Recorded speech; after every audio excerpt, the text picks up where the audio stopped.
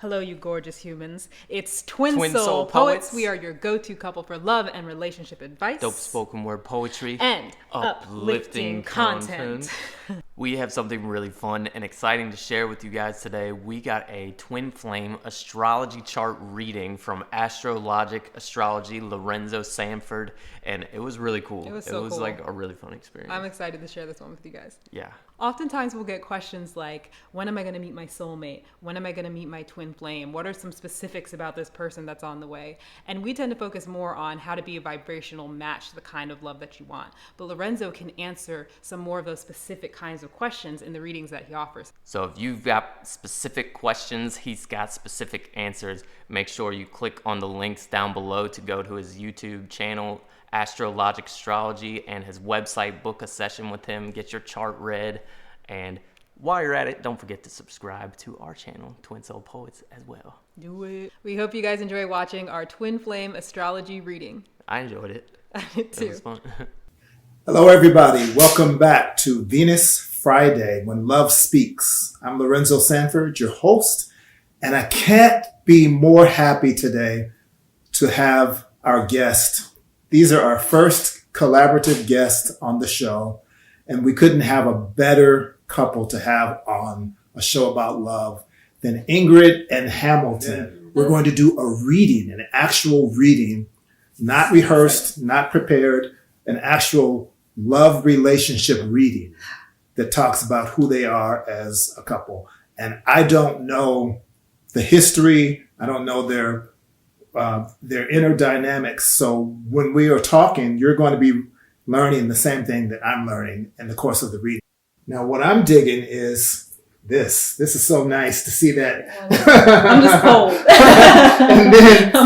and what's cool is even when you're talking and you're expressive with your hands, you're still keeping your arms locked around his arm. That is precious. Yeah. What we have here is two charts.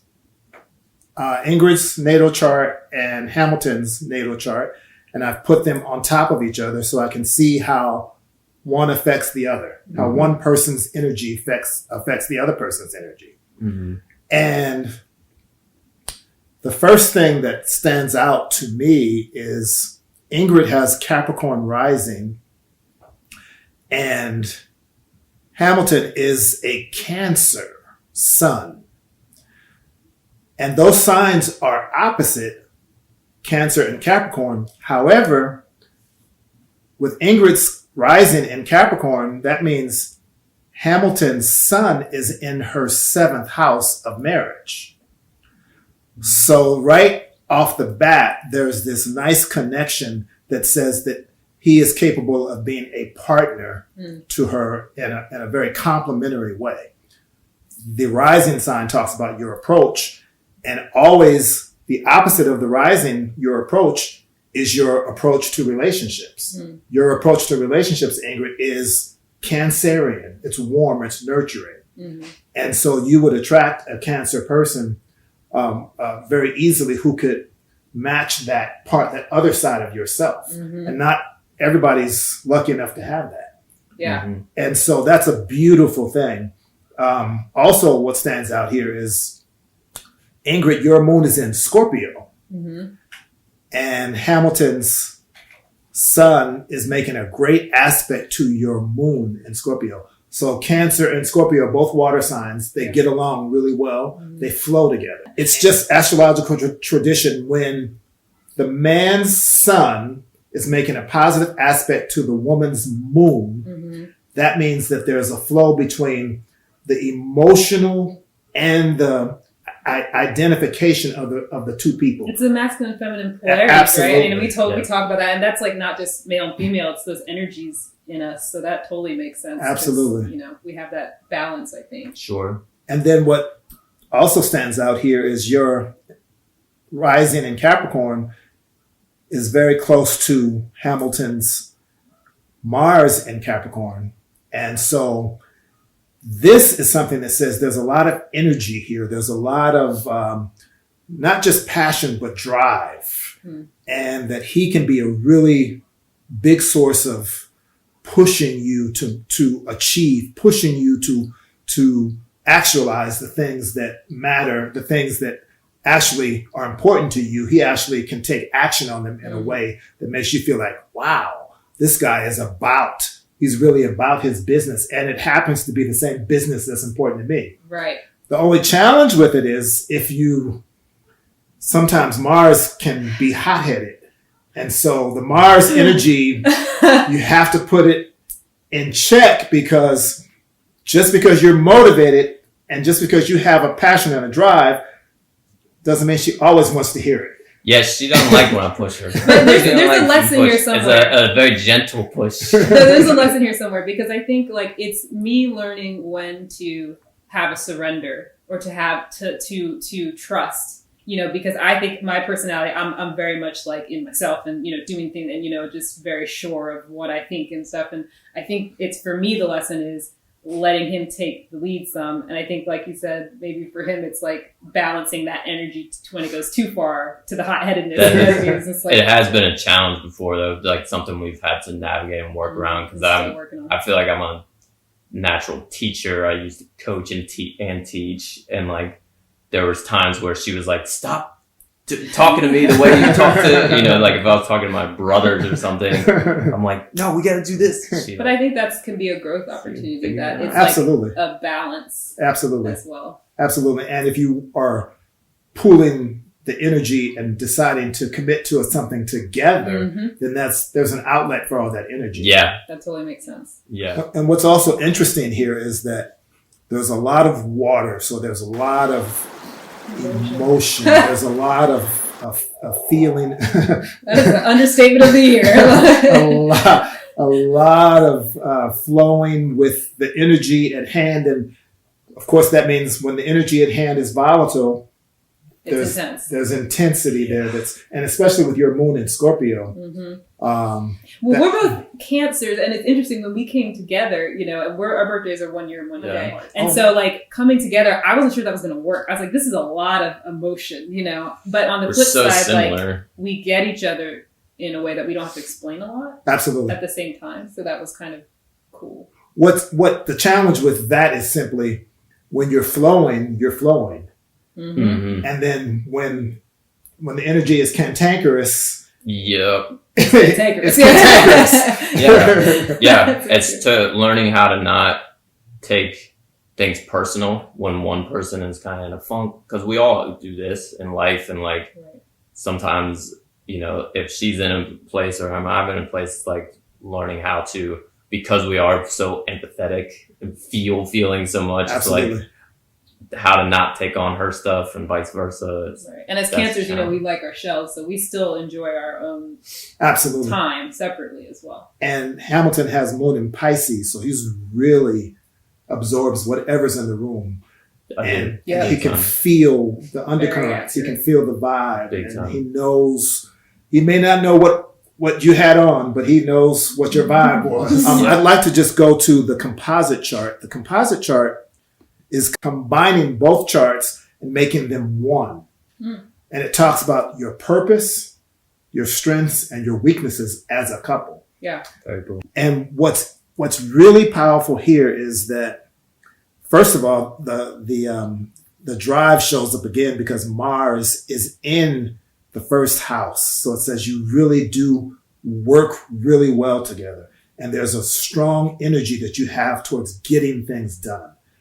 That's a really beautiful thing, but it reinforces the same thing we said before about you got to be careful, because that's so high energy that you want to make sure that you're using it well. And I would wonder too, because sometimes one of our challenges is procrastinating, because it's interesting seeing that, because I think that's true when we just follow the breadcrumbs. We would just start performing together and people were just like, oh, we love you guys, we love your energy. And that's how we ended up starting doing the relationship stuff of its own accord. But I think one of our challenges is if we both get into a place where we feel overwhelmed by the practical side of things, because we're both that creative flow, we tend to stagnate a bit. Is there any insight on that, or what we might do to overcome it? Well, you in particular have a Scorpio moon that's conjunct Pluto. So you have to be really, really careful about your going too far when you feel something deeply. Yes. So But to the procrastination issue, there is this sense that with the Libra on the 7th house, as a couple, sometimes you can wait for other people to wait for other circumstances to sort of give you the energy to move into a certain direction. This collaboration, for example, I followed an intuitive to go, and then, the opportunity to connect just was like, we kind of like that follow the breadcrumbs thing. It's like things just unfold and we go for them. But I think it's just pushing ourselves. And but it's okay too, because Cancer, if you think of the crab, which is the totem for Cancer, it doesn't move in a straight line, right? The crab goes this way, that way, that way. And so your composite sun is going to be in Cancer because you're both Cancers, and it's the midpoint of your planets. So there always is going to be an ebb and a flow. Yeah. You can't help that. And it's a good thing because you can use it, again, when you want to show this feeling and this side of you that cares, you have it. And as you said, when you need to retreat, you cover up. Yeah. And you get safe and you get comfortable until you're ready to come out again. So, it's I'm glad you brought the question up, because it is indicated that there's two sides, right? There's the aggressive side. There's the side that has the drive, and there's the side that wants to have peace and wants to have just comfort. Just comfort. Yeah. Just comfort. We both like to just be comfortable and home. We're both homebodies, and introverts with extroverted tendencies, as they say. What I really love, though, is look at this. The Sun and Jupiter are in good aspect. Jupiter is what you want, because it's always about growth. It's always about giving each other the benefit of the doubt. It's always about expanding what you have, expanding who you are. And it's a trine aspect to the Sun. So this relationship is always going to be about a friendship. And we definitely feel like we're best friends. I don't have to ask. I was going to say, are you best friends? But yeah, no doubt. I see this and it shows me. Yeah. And that was the first date we went on. We I think you asked the question first, like, what do you want most in a relationship? And we both of our answers was just that, to be with somebody that we feel like helps us grow, helps us be a better person. And that's what I wanted. And she kind of said the same thing. That's always been the foundation of our relationship. And even when we do have conflict, it's like we're getting better at getting faster and faster, coming to a place where we're like, okay, well, how can we grow from this? Yeah. I need to ask a question that's kind of sensitive, and I hope you will bear with me. Pluto is in the 7th house. And in a composite chart, it talks about the 7th house is how other people see you. So I wonder if the fact that you're obviously an interracial couple, I wonder if you've had any issues with that. Pluto in the 7th house suggests that there are times when that could be something that caused something that you had to work through. I think we'll keep it general on that statement, but it's accurate in some of the experiences we've had. But overall, it's not been. Overall, yeah, it hasn't been, but well there has been a few difficult things around race, but in general, that's not. We just don't really think about much, which is funny though, because one of our most well-known poems is about the Lovings, which is the interracial couple from Virginia, back in the 50s, who helped end the ban on interracial marriage. And so we have a poem about them being an interracial couple from Virginia, and a whole amazing white man and black woman that came out of that for us. And I think you also told me when we had our reading that there's an image. There's an image. If we can get it, maybe we'll be able to pop it up here, but there's an image that we came out of getting our marriage license. We were all excited, and we'd gotten a text. And the text was, hey, did you know that this is the anniversary of the court case for the Lovings? And we were like, wow, what a synchronicity. So I was like, let's snap a picture outside of the courthouse. And so not the courthouse, but wherever you go get your marriage license. And so we took a picture, and then I was like, oh, and I'll composite it with the Lovings picture later. So when I went to do that, I was amazed. We were in the exact same pose with a very similar looking background as a photo the Lovings had done. And I was just like, that's beautiful. And we didn't plan that. Like we had no idea that we were going to get our license that day. Are they still alive? No, they're both. It seemed like a big blessing. I mean, it seemed kind of like so they were sending you their love, right? Yeah. And we do when we perform that with Peace Live, we like to sort of invite their energy into the room and just really honor them, because they're two very humble people that did not really plan to get involved in the civil rights movement at all. They just wanted to be together. Right. And I really like telling that story because it's a very powerful example that just loving each other is enough for powerful change. Absolutely. And like that, they just loved each other and they just wanted to be together, and it totally changed the country. Yeah, like, absolutely. They were the first. They're pioneers. Yeah, and it informs our mission too. Like now, realizing how powerful it is to help people find love. Like Hamilton always says, like, what greater mission is there than that? Yeah, so it does feel really good. And I don't know if you've spoken on twin flames on your channel before, but the twin flame dynamic is kind of like soulmates with usually people who are considered twin flames feel like they have a joint mission for like some kind of thing that they're supposed to work on together to offer the world. And that's sort of like what it feels like when we are in front of an audience, the way people react. And your chart speaks to that too. Look at the moon in the 10th house of what you're known for. So you're known for sharing your emotional family dynamic. Mm-hmm. That's part of what you do and we're actors. Yes. Oh, really? Yeah, we're both actors. So that makes sense. Emotional expression is such a huge part of that. But what I think is really fascinating too is there's what we call a grand trine. So the sun and Jupiter we already talked about, which creates that growth and that always expanding and always supporting, but it makes a trine to Pluto. So it really says that this is a power relationship, a relationship where power flows easily and freely, and it gives you the ability to always regenerate, always create something that's moving you forward. And quite frankly, it suggests that you're going to be a success in your ventures, your business.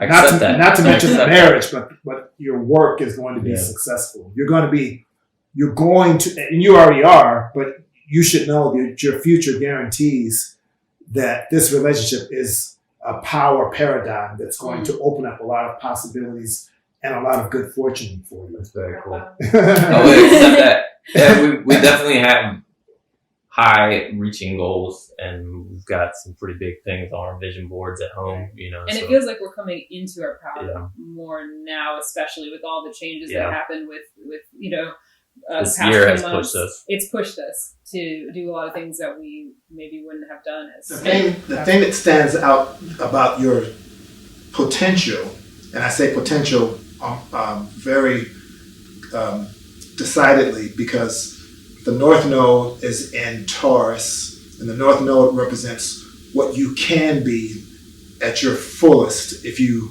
reach for it. Mm-hmm.